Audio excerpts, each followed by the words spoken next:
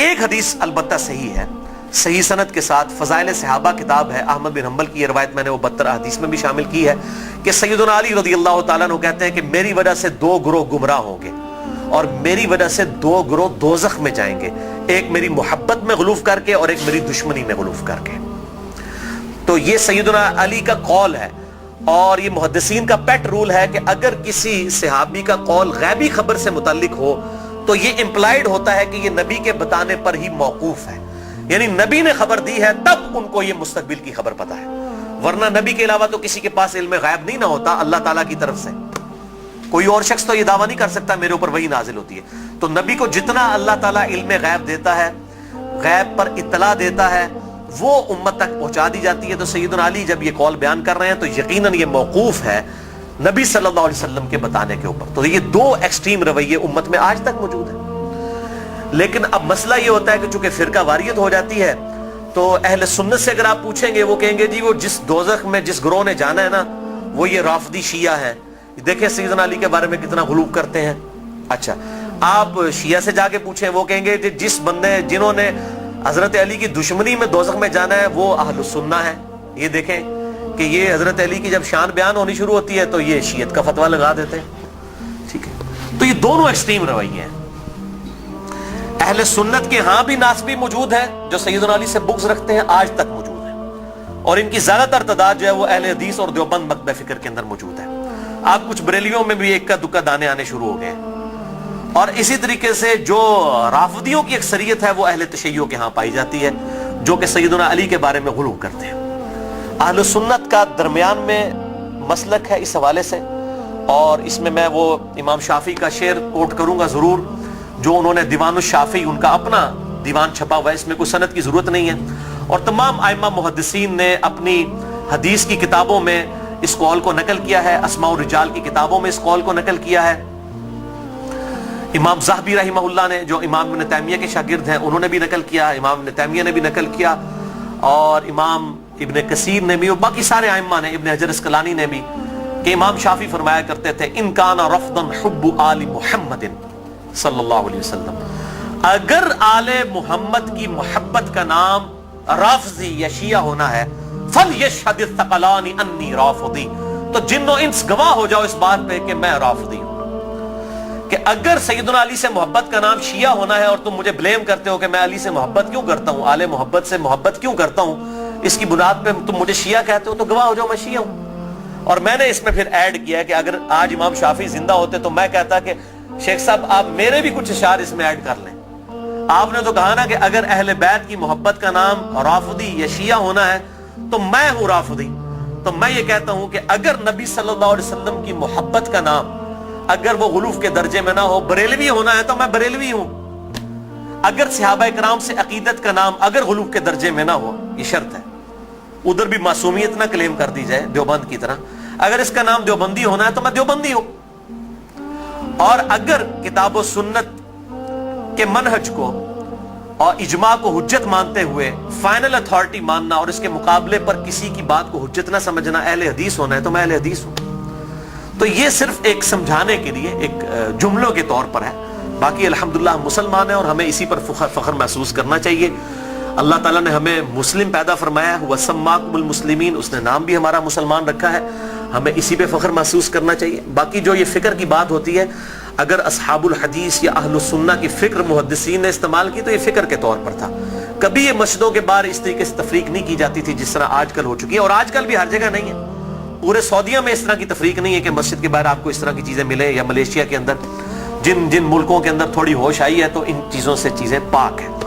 اور ایون ہمارے جو یورپ اور امریکہ کے اندر اگرچہ فرقوں کے نام پہ مسجدیں بنی ہیں لیکن کم از کم وہاں پہ اتنی ٹالرنس ہے کہ لوگ تمام کے تمام لوگ ایک جگہ پہ نماز پڑھتے ہیں، ایک دوسرے کے پیچھے نماز پڑھ لیتے ہیں۔ یہ یہاں پر لعنت ہے انڈیا، پاکستان اور بنگلہ دیش کے گندے کلچر کے اندر کہ یہاں پر لوگ جو ہے وہ مطلب اس طرح فرقوں میں بٹے ہوئے ہیں کہ ایک دوسرے کے پیچھے نماز بھی نہیں پڑھتے۔ آج بھی مجھے ایک بھائی کا فون آیا، اکثر لوگ سوال کر رہے ہوتے ہیں فلاں کے پیچھے نماز ہو جاتی، فلاں کے پیچھے نماز ہو جاتی ہے۔ میں ان کو ایک ہی جملہ بولتا ہوں کہ میرے بھائی جس کو آپ کافر نہیں کہہ رہے نا اس کے پیچھے نماز ہو جاتی ہے۔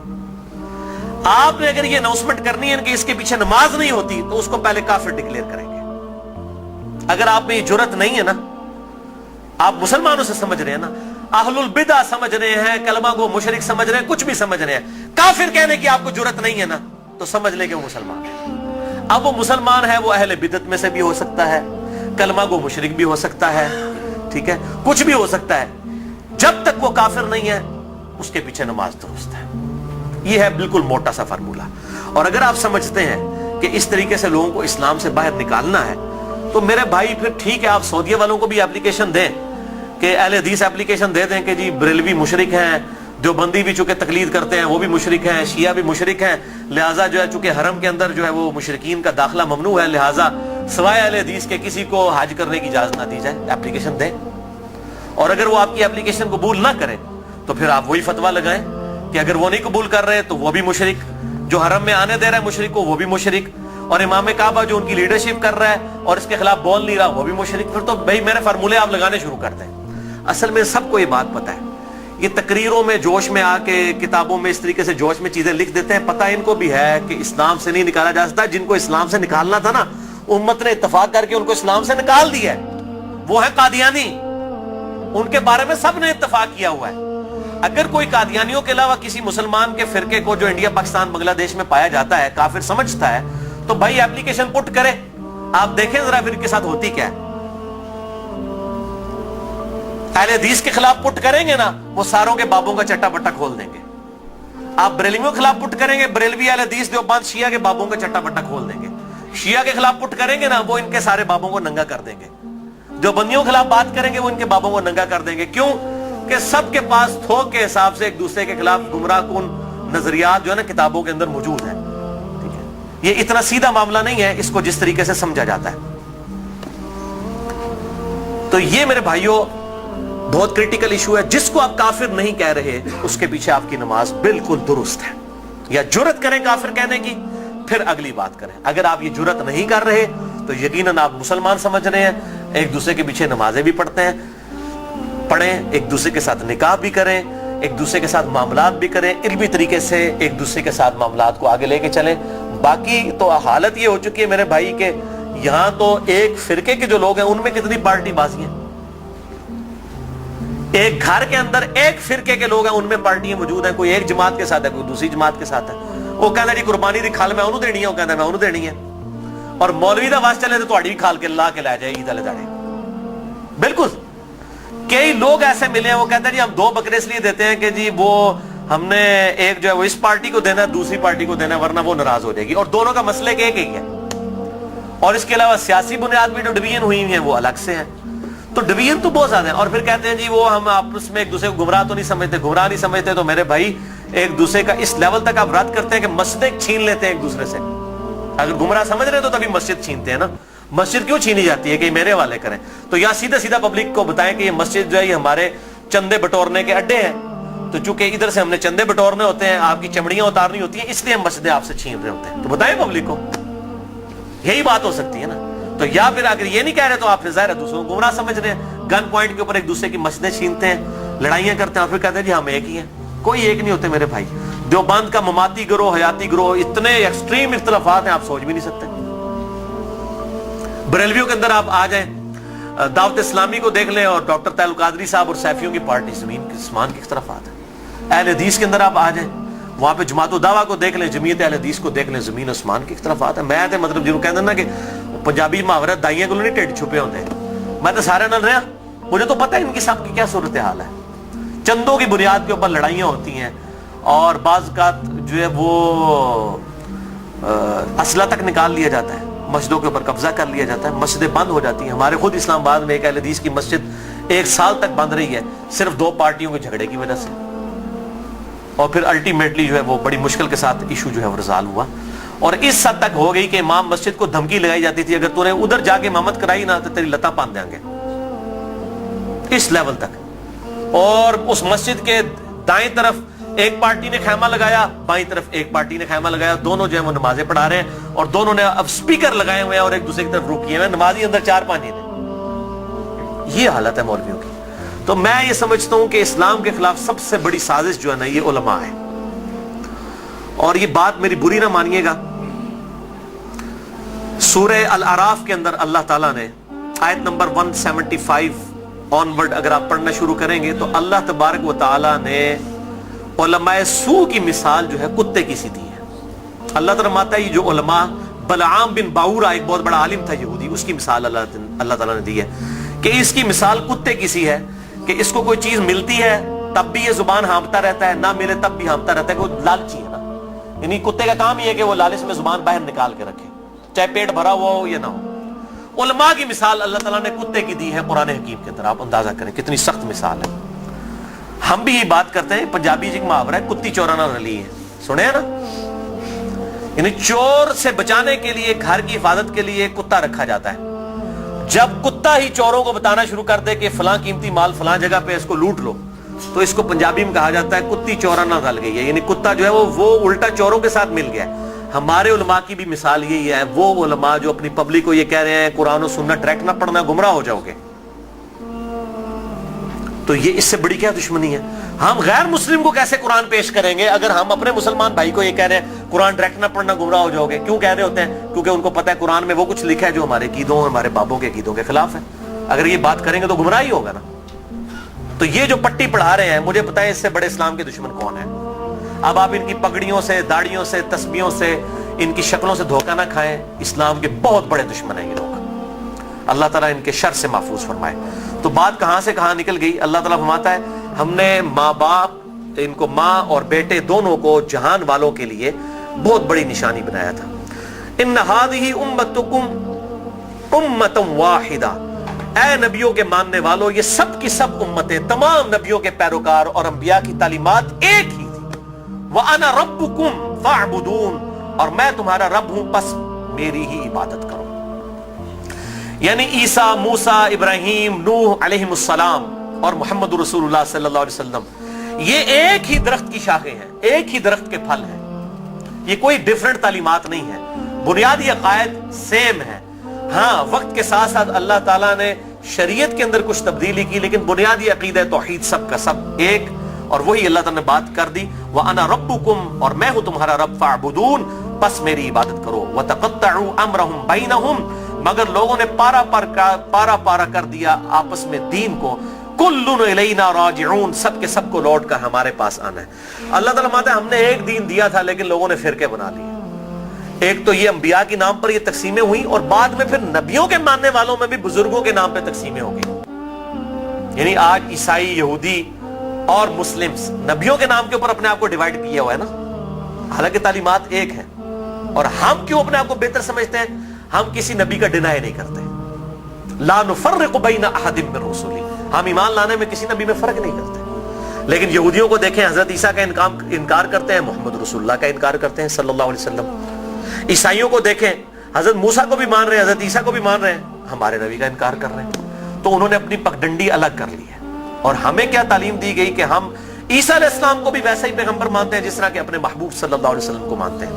ہمارے نزدیک نبی صلی اللہ علیہ وسلم کا انکار کرنے والا بھی ویسے ہی کافر ہے جس طرح کسی ایک پیغمبر کا انکار کرنے والا کافر ہے. سیم یہ اللہ تعالیٰ نے. لیکن پھر امت کے اندر کیا ہوا؟ نبی صلی اللہ علیہ وسلم تو چلے گئے، اور آپ صلی اللہ علیہ وسلم کے بعد وقت جب گزرتا گیا، لوگوں نے اپنے بزرگوں، بابوں کے نام کے اوپر فرقے کھڑے کرنا شروع کر دی. اس میں بزرگوں کا قصور نہیں تھا. یعنی امام حنیفہ، امام شافعی، امام احمد بن حنبل، امام مالک رحمہم اللہ اجمعین علیہم السلام رضی اللہ عنہم اجمعین، ان کا کوئی قصور نہیں ہے. انہوں نے کہیں نہیں کہا کہ ہمارے ناموں کے اوپر آپ فرقے بنائیں، اپنے ہمارے ناموں کے اوپر چیزوں کو ڈیوائیڈ کر دیں. ان کی کہیں یہ تعلیمات نہیں تھی. ان کی تعلیمات تو یہ تھی کہ اللہ اور اس کے محبوب صلی اللہ علیہ وسلم کو فالو کیا جائے، اللہ اور اس کے محبوب صلی اللہ علیہ وسلم کی تعلیمات کو لے کر چلا جائے. انہوں نے کہیں نہیں کہا کہ ہمارے ناموں کے اوپر آپ فرقے بنا لیں. تو میں ان کو کنڈیم نہیں کر رہا. آج جب ہم عیسائیوں کو کنڈیم کرتے ہیں، معاذ اللہ استغفر اللہ، ہمیں کبھی گمان بھی نہیں ہوتا کہ حضرت عیسیٰ علیہ السلام کی ہم توہین کر رہے ہیں. ہم تو کہہ رہے ہوتے ہیں کرسچینٹی غلط ہے، عیسیٰ علیہ السلام تو وجیہاً فی الدنیا والآخرہ، ان کا کون انکار کر سکتا ہے؟ ان سے تو ہم محبت کرتے ہیں، ان کی محبت کو ہم اپنے ایمان کا حصہ سمجھتے ہیں. لیکن ان بزرگوں کے نام کے اوپر فرقے بننا شروع ہوئے. پھر آگے چلتا رہا کام یہاں تک پہنچا کہ اب آپ دیکھیں کہ اس حالت تک بگاڑ آ چکا ہے کہ انڈیا پاکستان کے اندر ایک امام حنیفہ رحمہ اللہ کے نام پہ فرقہ بنانے والے لوگوں کی اپنی حالت یہ ہوگی ہے، انہوں نے اپنے ادھر جو 14ویں صدی کے 2 بابے تھے ان کے نام کے اوپر فرقے بنا لیے، بریلوی اور دیوبندی. دونوں اپنے آپ کو حنفی کہہ رہے ہیں. دونوں اپنے آپ کو کہہ رہے ہیں کہ ہم امام حنیفہ کے پیروکار ہیں، اور دونوں ایک دوسرے کو ماشاءاللہ کافر بھی سمجھتے ہیں، گستاخ رسول بھی سمجھتے ہیں، مشرک بھی سمجھتے ہیں، ایک دوسرے کے پیچھے نمازیں پڑھنے کے قائل نہیں ہیں، اور اسی نام کے اوپر انہوں نے مسجدیں بھی الگ کر لی ہوئی ہیں، اور اس حد تک کہ آپ مسجد کے بارے میں دیکھتے ہو لکھا ہوتا ہے اہل سنت والجماعت، بریکٹ میں لکھا ہوتا ہے حنفی، پھر آگے مزید بریکٹ لگائی ہوتی ہے دیوبندی. یعنی آپ دیکھیں کہ کس لیول تک ڈیوائیڈ کر دیا، کس لیول تک ڈیوائیڈ کر دیا امت کو. تھوڑا آگے ہو جائے، آگے ہو جائے. اور میں حیران ہوتا ہوں کہ انڈیا کے 2 شہروں کی بنیاد کے اوپر امت کو ڈیوائیڈ کر دیا. یہ دیوبند اور بریلی انڈیا کے 2 شہر ہیں، اس کے نام کے اوپر ڈویژن کر دی ہوئی ہے. یہی حال اہل حدیث کا ہے.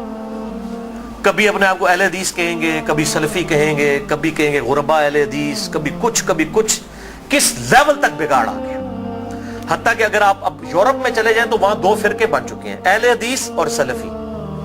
اور سلفیوں میں بھی 2 ہیں، ایک تقلیدی سلفی ہیں اور ایک غیر مقلد سلفی ہیں. اور ابھی ایک اور شوشہ چھوڑا ہے مدخلی. یہ ایک اور فرقہ جو ہے وہ عرب کے اندر نکلا ہے، جو کہ اپنے علاوہ سب کو کہتا ہے کہ یہ اہل حدیث سے خارج ہیں، ہم کوئی بہت بڑے اہل حدیث ہیں. یہی ہوتا ہے میرے بھائیوں، جب یہ پارٹی بازی شروع ہوتی ہے نا، اس کا انجام یہی ہوتا ہے. خدا کے لیے اس طرف واپس آ جائیں جہاں ہمارے محبوب صلی اللہ علیہ وسلم ہمیں چھوڑ کر گئے تھے. ہوا سماکم المسلمین من قبل وفی ھذا.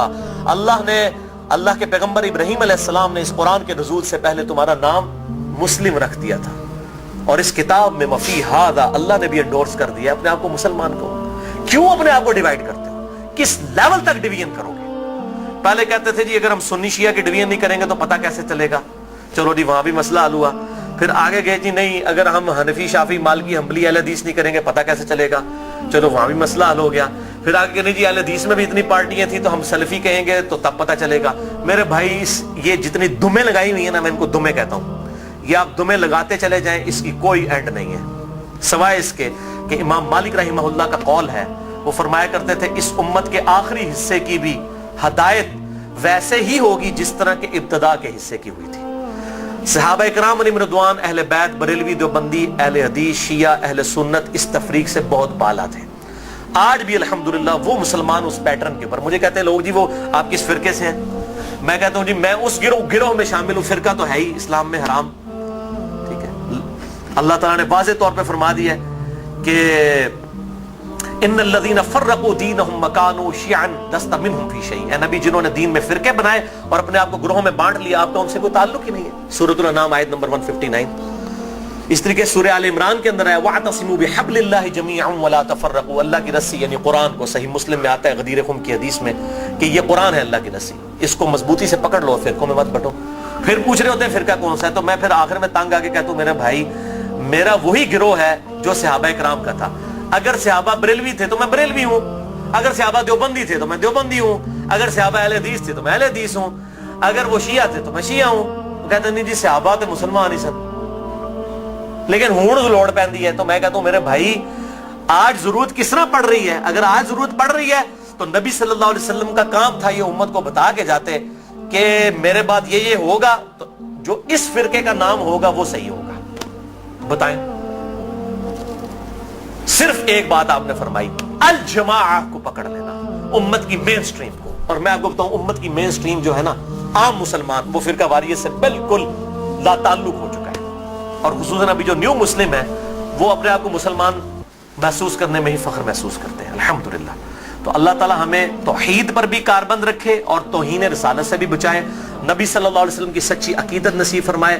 اپنی موت سے پہلے اپنی قبر و آخرت کی تیاری کرنے کی توفیق عطا فرمائے. سبحانک اللہم و بحمدک اشہد ان لا الہ الا انت استغفرک و اتوب الیک وما علینا الا البلاغ المبین.